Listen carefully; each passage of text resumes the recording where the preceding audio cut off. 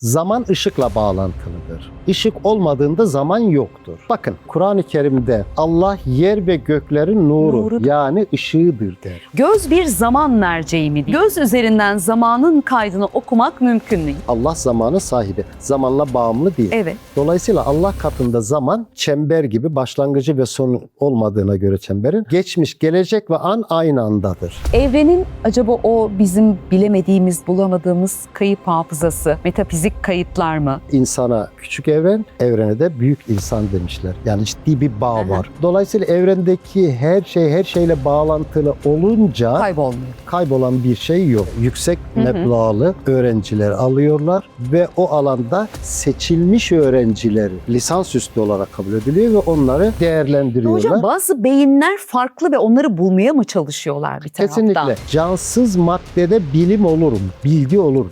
Ama şimdi anlıyoruz. Yapay zeka. Dünya bir simülasyon diye de bir teori var ya. Acaba bir ilahiyatçı buna ne der? Ama öyle bir simülasyon ki gerçeğinden ayırt edilemeyecek bir simülasyon. Simülasyon. Efendim merhabalar, merakla beklediğinizi tahmin ettiğin ikinci bölümdeyiz. Profesör Doktor Ramazan Biçer'i konuk ediyoruz. Kuantum İstihbarat 2071 kitabıyla. Kitabın diğer yazarları Doktor Eda Alemdar. Hocam şimdi Eda Hanım'la ilgili güzel bir bilgi verdi. Kendisi söylemez, biz söyleyelim. Türkiye'nin ilk bilinç teorisyeni oluyor değil mi hocam? Evet, Yanlış efendim. mı? Evet, Dünyada efendim. da 300 kişi falan varmış galiba. Bilinç Aynen. teorisyenliği yapan. Bu konudaki tezleriyle ilgili Kesinlikle. Eda Hanım'ı ikna edersek onunla da bir yayın yaparız. Eda Alemdar ismini ilerleyen yıllarda çokça duyacaksınız. Bir de Hüseyin İhtibar, 3 yazarın kitabı Kuantum İstihbarat 2071 her evde olmalı, gençlere çocuklara da ayrıca okutulmalı diyorum. Hocam ilk bölümden elimizde kalan bir soru var. Paranormal olaylar neden izah edilemiyor? Neden anlatılamıyor? Bir de kitabın hemen kapağında bir mesela beyin fotoğrafı var. Aslında bu bize bir farkı mı ortaya koyuyor? Siz anlatın, en doğrusu sizde. Evet, teşekkür ediyorum. Ferda Hanım, biz paranormal olaylar genellikle efsane, Mit. safsata ya da bilim dışı olarak açıklanmaya çalışıldı ve o ana kadar durduruldu. Yani uzak durulması telkin edildi. Ancak acı bir gerçek var. Şu anda dünyada 19 üniversite paranormal bölümlerine sahip ve hepsi batıda. İngiltere ve Amerika Birleşik Devletleri olmak üzere. Yani onlar demişler ki bunlar safsatadır, gerçek dışıdır, bilim dışıdır. Siz uzak durun ama biz yapalım. Bu önemli bir veri. Bu ne perhiz, bu ne lahana turşusu diyoruz. Kesinlikle. İkincisi bu bağlamda bu çalışmalardan özellikle İngiltere'deki ilgilenen seyircilerimiz için söylüyorum, izleyicilerimiz için. İngiltere'deki Exeter Üniversitesi bu alanda çok ileri bir aşamada ve çok ciddi çalışmalar, eğitim faaliyetleri var ve yüksek meblağlı öğrenciler alıyorlar ve o alanda seçilmiş öğrencileri olarak lisansüstü olarak kabul ediliyor ve onları değerlendiriyorlar. Hocam bazı beyinler farklı ve onları bulmaya mı çalışıyorlar bir taraftan? Kesinlikle. Şimdi biz bir beyin MR'ına baktığımızda o fark gözüküyor değil mi şimdi ekrana gelecek görüntüde? biraz evvel çok güzel bir yerde vurgu yapmıştınız. O da şuydu. Bu paranormal olaylar, parapsikolojik olaylar tabiata aykırıdır sözü bizim tabiat anlayışımıza aykırıdır diye çok güzel özetlemiştiniz aslında meselenin. Bu tespitiniz ve bu kadar kitaptaki o vurucu cümleyi seçmeniz harika. Teşekkür ve tebrik ediyorum Sağ olun sizi hocam. bu bağlamda. Şimdi bu çalışmalardan önemli merkezler var şu anda. Bunlardan birincisi Amerika'da. IONS diye, Dean Radin diye birisi laboratuvarda sürekli bu paranormal olayları laboratuvarda test ediyor. Bu önemli. Biliyorsunuz istihbarat birimleri doğrudan kendisi ilgilenmez. Ama paravan şirketler kullanılır. Mesela CIA'nin en büyük arka bahçesi diyelim Amerika'daki bir üniversite. Stanford Üniversitesi. Normalde bir üniversite görünümünde eğitim faaliyetleri veriyor ama arka planda CIA'nin laboratuvarı olarak görebiliriz. Bu anlamda bu Dean Radin'in laboratuvarı da paranormal olayları açıklamak için kurulmuş bir laboratuvar ve orada deneyler yapılıyor. Bunun ne kadarı dışa yansıyor o ayrı mesele. Biz Dean Radin'le irtibata geçmiştik. Evet. Biz çalışmalarımızı kendisine söylemiştik. O da dur bunları ben bir deneyim falan diye ama sonucunu şu ana kadar bize ulaştırmadı. Bizde de o farklı beyin yapısına sahip insanlar var ve bunları keşfettik deyin ne olur hocam ya da bunları tespit edebiliyoruz deyin. Bu alanda ikinci bir önemli veri de yine kitabımıza takdim yazan Çin Yunnan Üniversitesi'nin psikoloji bölümü hocası ve Cheng, Profesör Doktor Cheng. O da yıllardır Çin devleti adına koordineli olarak bu tür çalışmaları yapıyor. Burada şunu yapıyorlar. Bu özelliğe sahip insanları tespit ediyorlar. Ve bu tespitte de en büyük malzeme, en büyük araç Caudat-Putamen'dir. Bildiğiniz gibi Caudat-Putamen beyinde bir bölüm. Evet. Fiziki bir bölüm. Bu bölümün Caudat-Putamen'in yani kendisine özgü özellikleri var. Bu özelliklerden baktığınız zaman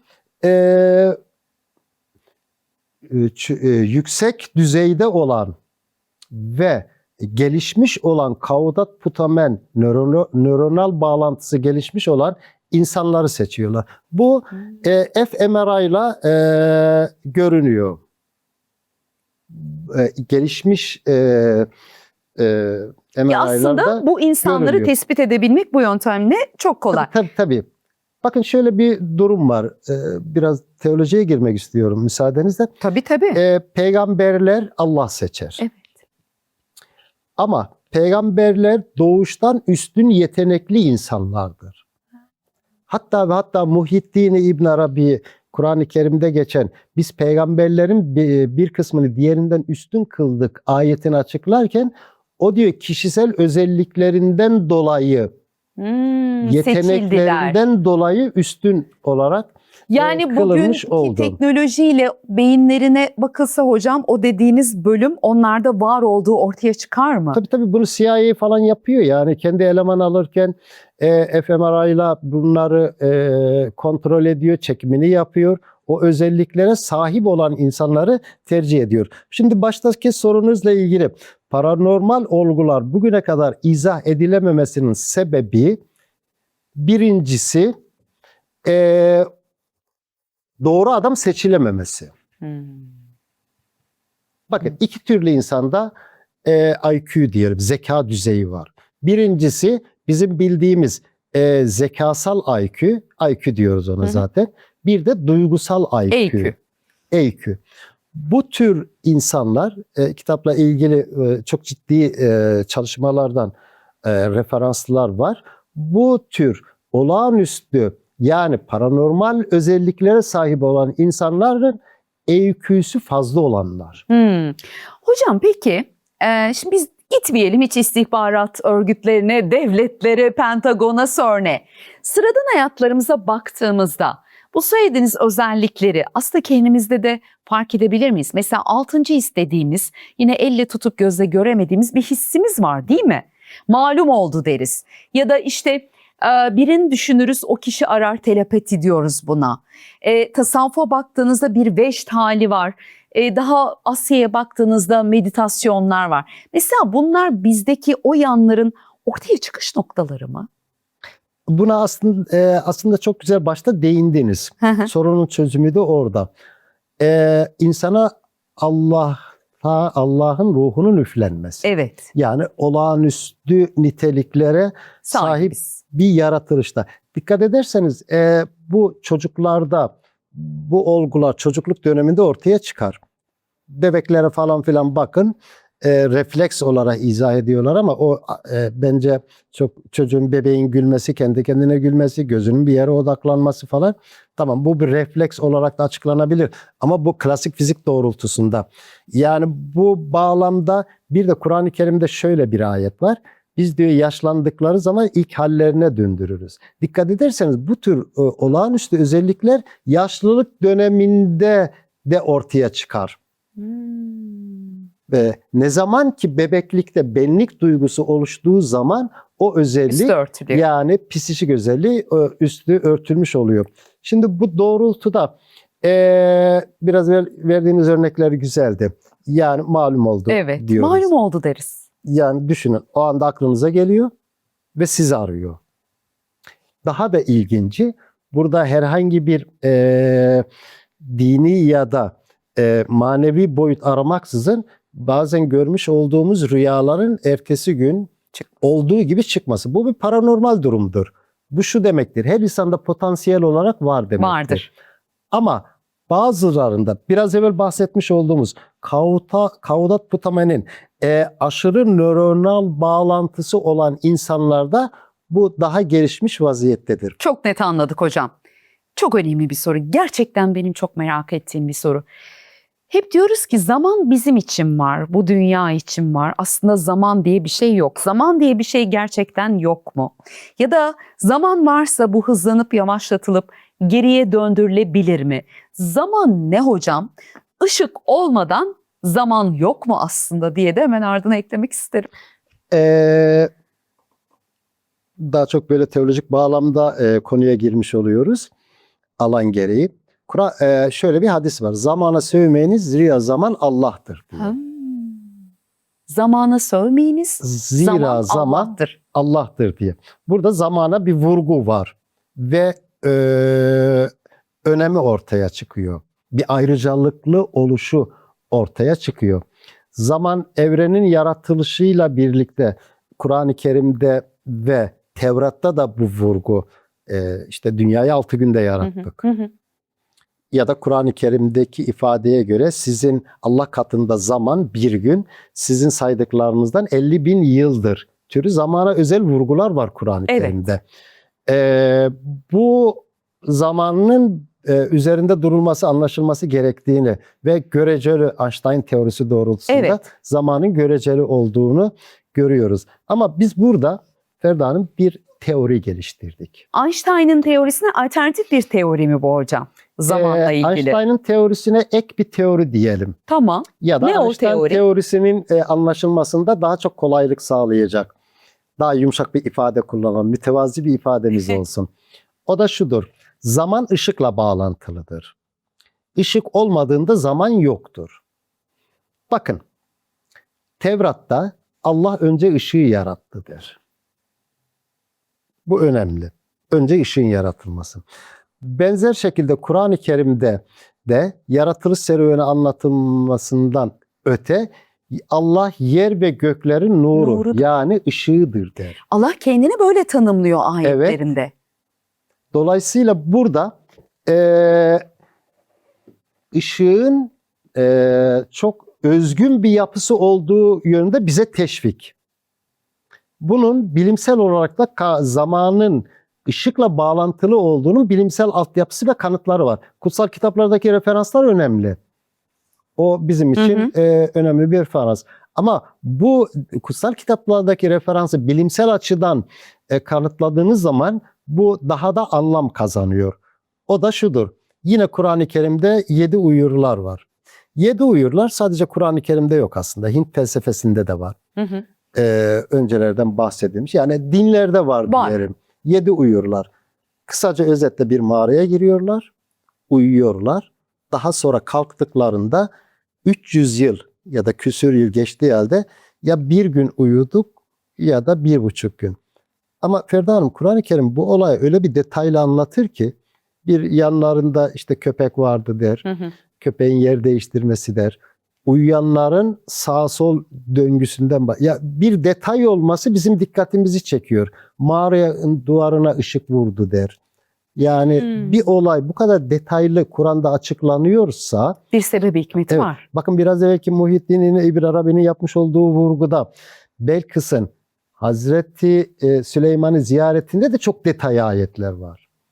Yani Bize bu bir şey kadar anlatıyor evet, yani bu detaylarla. evet, Müslümanlara bir şey ifade ediyor. Sadece peygamber kıssası olarak ibret alınması gereken olay olarak kaldığımız için maalesef yani İslam dünyası bunu geliştirememiş. Konuyla yakından bağlantılı olduğu için bir örnek daha vermek istiyorum. İlk İslam teologları şunu tartışmış.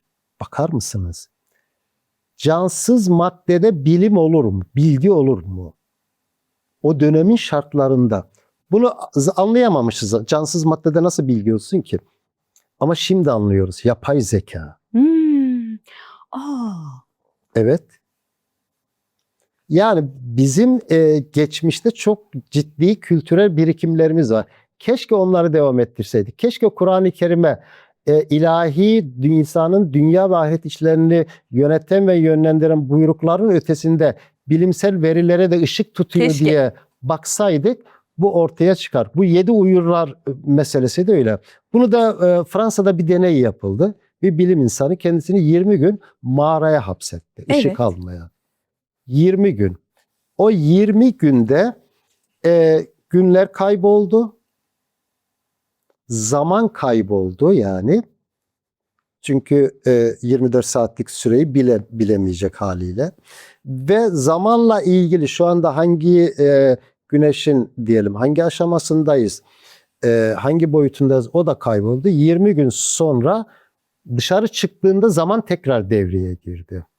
Yani bu da gösteriyor ki Einstein teorisine ek olarak bizim sunmuş olduğumuz teori bu anlamda Işık tamamlanması olmadan gereken zaman zaman olmuyor. yok. Bunu fizikçiler daha da geliştirebilir. 7 uyurlardan yola çıkarak hani onların uykuda kaldığı süre onlara çok kısa geldi ya hocam. Aslında bizim ahirete geçişimizle de ilgili. Hani biz kıyamet günü uyandığımızda sanki bir gün geçirmişiz gibi Evet. dünyada gelecek derler. Bilmiyorum teolojik olarak bunun bir altyapısı var mı bu söylenenin? Yani bunu ışıkla şöyle bağlayabiliriz. Kıyamet evrenin çöküşü olduğu için ışıkta kaybolmuş olabilir. Sadece bir tasarım. Doğru. Işık Doğru. kaybolduğu için de zaman ortadan kalkmış oluyor. Doğru hocam, çok haklı. Efendim zamanın göreceli olması çok önemli. O andaki sizin algınız, anlayışınız, yoğunlaşmanız, zaman 24 saat değişmez. Geçen öğrenciler bana dediler ki yani ahir zamanda gün kısalacakmış. Evet. Hadis var Evet. dediler. Peki dedim bu 24 saat 18'e mi inecek falan? Yani bunu nasıl anlamamız? Ya bu tür hadislerin üzerinde düşünmemiz lazım geldiğiyle ilgili. Onlara bir yönlendirme Tabii, yapmış. kesinlikle. Zamanda değişim yok ama algıda değişim var. Ama bu Einstein'a ek olarak ileri sürmüş olduğumuz teoride ışık zamanın var edicisi olarak ortaya çıktığı anlaşılıyor. Hocam peki göz bir zaman merceği mi diye sorsam, kitapta bu da ayrıntılı anlatılmış. Göz üzerinden zamanın kaydını okumak mümkün mü? Yine alanınıza gireceğim burada. Bir ayette hani bize haber verir ya, insanın yapıp ettiklerine eli, ayağı, dili şahitlik edecek. Yani o zaman kitapta şunu diyor bize. İnsan bedeni sadece biyolojik bir varlık değil, bir şahitlik arşivi. Bir şahitlik arşivi. O yüzden de göz bir zaman merceği mi? Göz üzerinden zamanın kaydını okuyabilir miyiz? Şimdi yeni teoriler doğrultusunda insan beynini kuantum bilgisayar olarak tanımlıyorlar. Evet. Bu eksik. Doğru değil yani. Kuantum bilgisayarın evet bir takım çok üstün özellikleri var. Üstün nitelikleri var. İşlevselliği ve işlemciliği ve yaptığı şeyler çok ileri boyutta. Bizim bildiğimiz klasik bilgisayarların, standart bilgisayarların ötesinde. Aslında insan beyni kuantumsal özelliğe sahip. Kuantumsal özellik ne demek? Kuantum dünyasının niteliklerine ve kuantum dünyasının temel ilkelerine sahip bir yapıda. Aslında insanın bütün organları bu özelliğe sahip. Ve bunlardan birisi de işte gözdür. Çok güzel bir ayet okudunuz. Şahitlik etmeyi biz biraz evvelki teorimiz doğrultusunda yeniden tabiatla mutlaka karşılığı vardır. Yani bu bir hafızadır. El hafızadır, ayak hafızadır ve göz Evet. hafızadır. Ve gözün de ayrıca bir özelliği vardır. Göz kuantum boyutunu çok ileri boyutta yansıtan bir durumdur. Bakın görmeden görenler var. Bu Çin laboratuvarlarında yapılmış olduğu çalışmalarda kör çocukların görebilecek bisiklet sürdükleri, renkleri ayırdıkları ve kitabı okudukları ortaya çıkıyor. Yani görmeyen göz bu özelliğe sahipse bir de görenin hangi özelliklere sahip olduğunu düşünün. Hani gözlerinden anladım deriz ya. Evet. Gözler kalbin aynasıdır Gözler deriz. kalbin aynasıdır deriz. Onu okuyabilen, üst bilinç, yüksek bilinç sahipleri insanlar bu özelliği daha iyi ortaya. Yani gözüne bakarak onun bütün ruhsal, psikolojik özelliklerini anlayabilir. Sıradan insanlar belki tecrübeyle kısıtlı olarak anlayabilir ama göz bu açıdan önemli bir penceredir. Ama nitekim gözle ilgili bilimsel olarak kanıtlanmış, çok uzağa gören insanların da ortaya çıktı. Birkaç kilometreyi rahatlıkla yanındaymış gibi gören Bir de insanlar. kalp gözü deriz. Evet, bir de kalp gözü vardır ama bu kalp gözü ile ilgili şöyle bir hadis var. Eğer müsaade ederseniz. Lütfen, seve hadisler seve. üzerinden gidiyoruz. İnsanda bir et parçası vardır ki o iyi olduğu zaman bütün beden iyi olur. O bozulduğu zaman bütün beden bozulur. Burada dikkat buyurun lütfen. Et parçası diyor. Mudga diye. Bu mudganın yapısı anne karnındaki cenine de mudga deniyor. Beyin kalpten kasıt, kalp gören, bilen, okuyan daha çok beyin olarak adlandırılmış. O kalpten kasıt beyindir yani. Ama dikkat edin, et parçası diyor. Hani biz bunu manevi olarak algılarız ama hadiste çok açık. Yani bizim temel algılarımız, ön yargılarımız doğrultusunda bilinçaltı olarak o manevi kalptir falan diye onu kastederiz ama Kaudat Putamen'in biraz sormuş olduğunuz yapısı ile anne karnındaki ceninin şekli de çok benzerlik arz ediyor. Ve dolayısıyla bu kalp gözünün de yine Kaudat Putamen endeksli bir yapı olduğunu görüyoruz. Hocam, bunu daha önceki programlarda çok konuştuk ama burada biraz açacağız kitap vesilesiyle. Şimdi hep denildi ki, ben de öyle inanıyorum, evrende hiçbir şey kaybolmaz. Evrende bir hafızası var. Evrenin acaba o bizim bilemediğimiz, bulamadığımız kayıp hafızası, metafizik kayıtlar mı? Evrende hiçbir şey kaybolmazı kitap üzerinden ve kendi uzmanlığınızdan nasıl anlatırsınız? Evrende bütüncül bir yapı var. Bu konuya da isterseniz kuantum ilkelerinden hareket süperpozisyon diyor bir olgu var. Evrendeki her şey her şeyle bağlantılı. Evrendeki her şey her şeyle bağlantılı. Ve evrendeki her şey de Sufi terminolojisine göre insanla bağlantılı.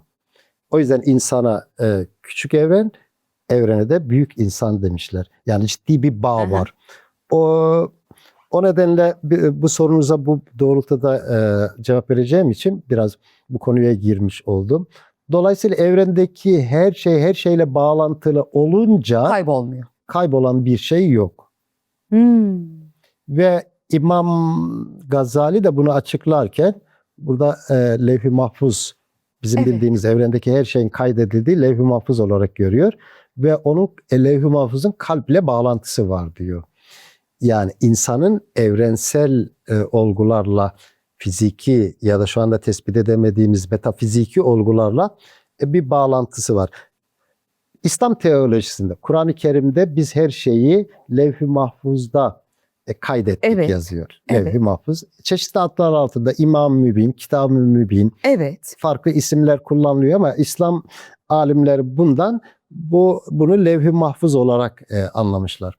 Ancak biz burada bir adım ileri giderek Levh-i Mahfuz'un, ama lütfen yanlış anlaşılmasın, ayet ve hadislerden hareketle evrende bir mekan, bu fiziki mekan anlamında olabilir, Ama biliyorsunuz maddenin çok çeşitli türevleri var haliyle. Bir olgu olduğunu görüyoruz. Bakın Kur'an-ı Kerim'de şöyle ayetler var. Bu birkaç surede geçtiği için şeytanlar ve cinler bir yere gidiyorlar ve oradan bilgi çalmaya çalışıyorlar. Ayet diyorum. Ve bunlara bilgi çalmaya gelen insanlara ateş kütleleri gönderiliyor. Ateş kütlesi maddi bir şey. Hatta eski tefsirlerde bunu açıklarken o normaldir. O dönemin kültürü yıldız kaymalarını buna bağlamışlar. Bir cin ya da şeytan oraya bilgi çalmaya gidiyor onların arkasından. O dönemin kültürü, ona bir şey demiyoruz ama bugün artık yıldız kaymalarının farklı bir... Ne diyoruz bugün? Yani artık astronomi ilminde, astrofizik özellikle farklı şekillerde yorumluyorlar. Halk onu direkt anı olarak algılar ya, yani yıldız kaydı evet. bilgi. Onu geçersek yani o yıldız kaydığında ne oluyor hocam? Yani o beni biraz aşıyor. Benim alanımda olduğu için affınıza sığınarak o konuya fazla girmek istemiyorum.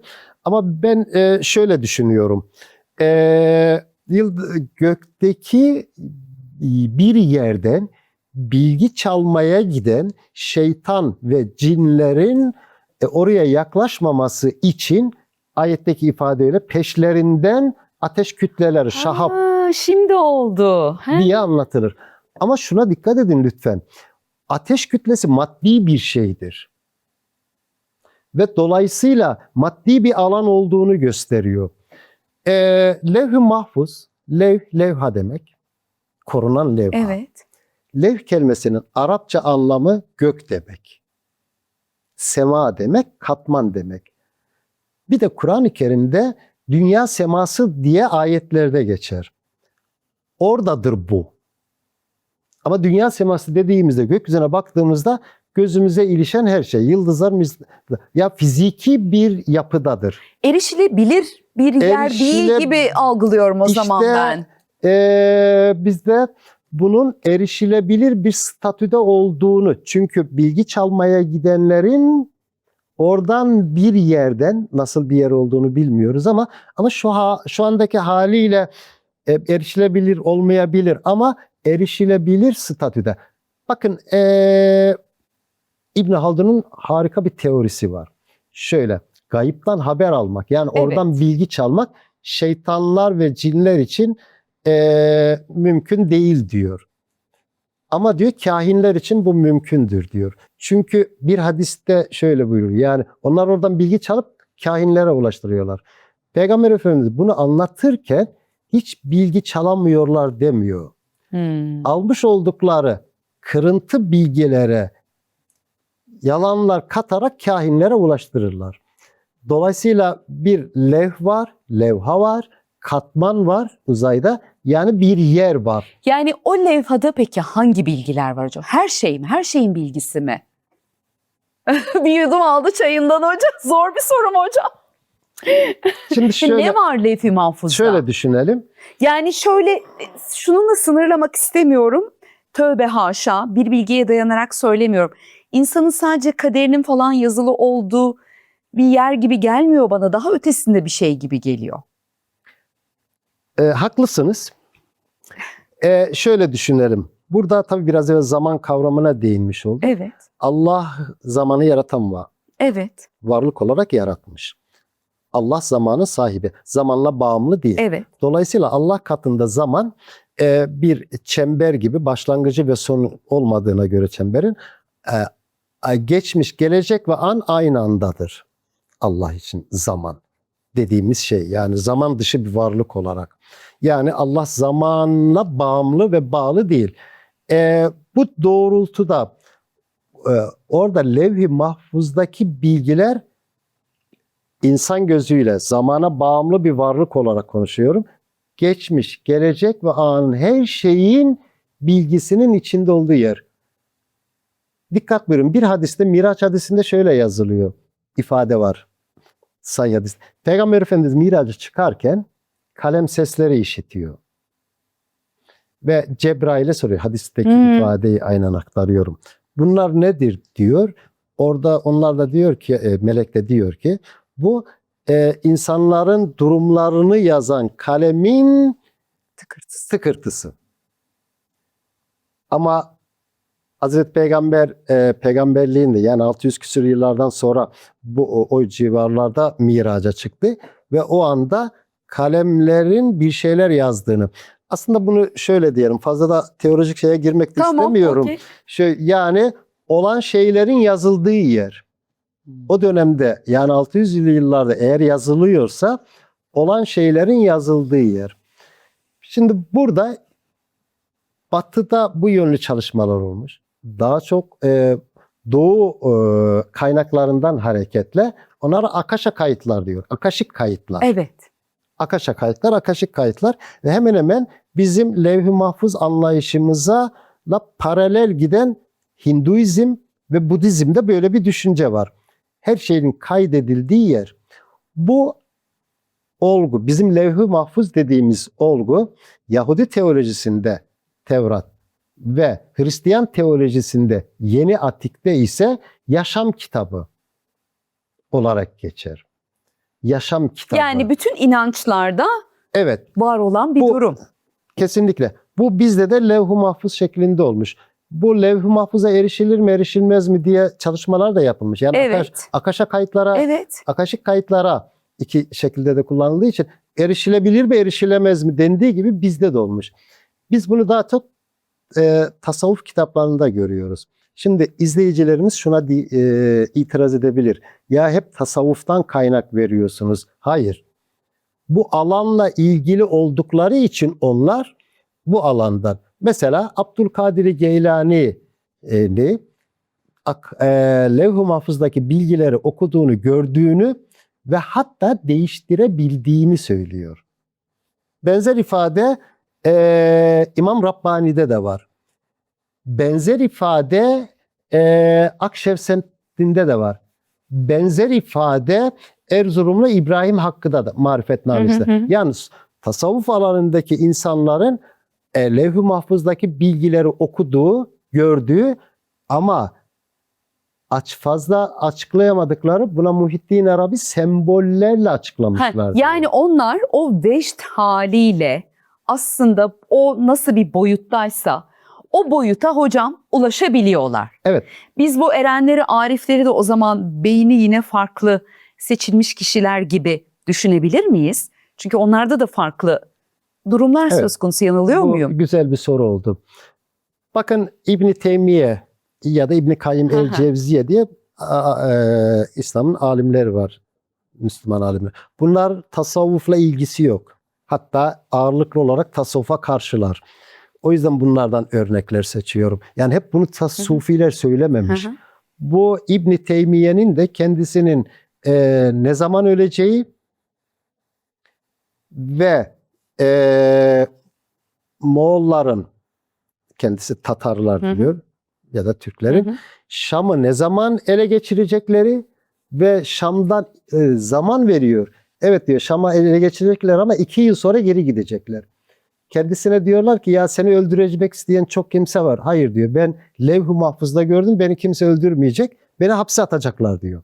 Yani bu sadece Sufilerin öngördüğü olaydır. O zaman bu sizin dediğiniz ortaya çıkıyor. Yüksek bilince sahip, nöronal Kaudat ve Putamen'deki nöronal bağlantıları aşırı olan insanların yapısal bir özelliği. Bunu başkaları da görür. Batı'da da Akasha kayıtlarında söylemişler. Ben başlarken ne demiştim birinci bölümde? Birinci bölümü izlemediyseniz hemen izleyin, eksik kalır. Bu kitabı aynı zamanda bir uyarı kitabı olarak görüyorum. Çünkü geleceğin dünyasını fark edip kaleme alırken bize de yüksek bilinçli insanlarımıza sahip çıkmak anlamında hocam çok iş düştüğünü söylüyor kitap.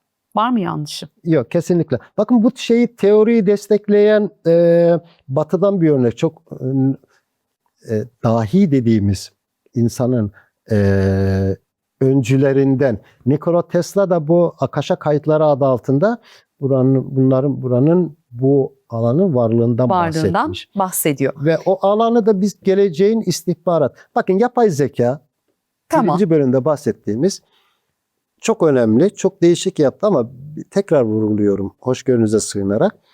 Yapay zekayı herkes kullanıyor. Teröristler de kullanacak. Evet. Düşman Biz neyle öne çıkacağız? Evet, harika. Yüksek bilinçle. Harika. Yüksek bilinç detayları ilk kitapta da vardı, bu kitapta da var. Bu 2 serilik kitapta. Hocam yazanların kalemine sağlık, gönlünüze sağlık, ağzınıza sağlık ne diyeyim bilmiyorum ama gerçekten çok mühim bir eser bu. Önemli de buluyorum. Aklımdan bir şeyler geçiyor son olarak ama sormak isterim. Lütfen buyurun. Şimdi kuantumu işte biliyorsunuz kitaba zaten hazırlık yaparken fazla çalıştınız. Klasik fiziğin yerini aldı diyorsunuz. Bir taraftan ilahiyatçı tarafınız var. Teolojik metinlere hakimsiniz, ezoterik metinlere hakimsiniz. Teşekkür ediyorum. Ya bir simülasyon diye de bir teori var ya. Acaba bir ilahiyatçı buna ne der? İlahiyatçı dediğiniz son vurgu olduğu için o bağlamdan başlamak istiyorum. İnsanlar uykudadır, öldüklerinde uyanırlar diye bir hadis var. Evet.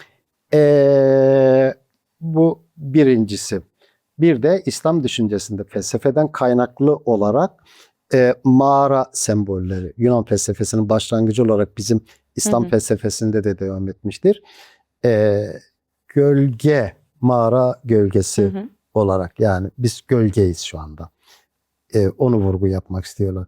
Bir de yine İslam teolojisinde misal alemi diye bir kavram var. Evet. Yani burada olanların aynısı orada ya da orada olanların aynısı burada. Bu boyutuyla da alem biraz evvel bahsetmiş olduğunuz paralel evrenler doğrultusunda ve orada bir hadiste vurgu yapmıştık. Hatırladınız mı? Yani orada da onların da Adem'i var, onların da Musa'sı var, İsa'sı var, İbrahim'i var ve Muhammed'i var diye. Bu doğrultuda bu kuantum teorisi gerçeklik kazanabilir. Bunlar biraz daha belki araştırmalara devam edecektir ama ben böyle mümkün olduğuna inanıyorum. Ama öyle bir simülasyon ki gerçeğinden ayırt edilemeyecek bir simülasyon. Simülasyon. Yani gelecekte bu yönlü çalışmalar olacak. Ben de doktora çalışmasında öğrencilere böyle bir konu verdim. Bakalım merakla bekliyorum. O ne yani başlığınız ne? Öğrenciler neye çalışıyor şu an? Yani aynı dünyanın simülasyon yapısının teolojik arka planı. Arka bir çok güzel başlık. Beyinler yandı hocam, sağ olun. 2 Teşekkür bölümdür. ediyorum. Çok teşekkür ederiz. Profesör Doktor Ramazan Biçer'i ağırladık. Kuantum İstihbarat 2071 kitabı üzerinden. Benim için çok keyifli bir yayındı. İnanıyorum izleyicimiz için de öyle olduğuna görüşebilmek dileğiyle diyoruz. Teşekkür ediyorum efendim. İzlediğiniz için de sizlere teşekkür ediyoruz. Hoşça kalın. Hoşça kalın efendim.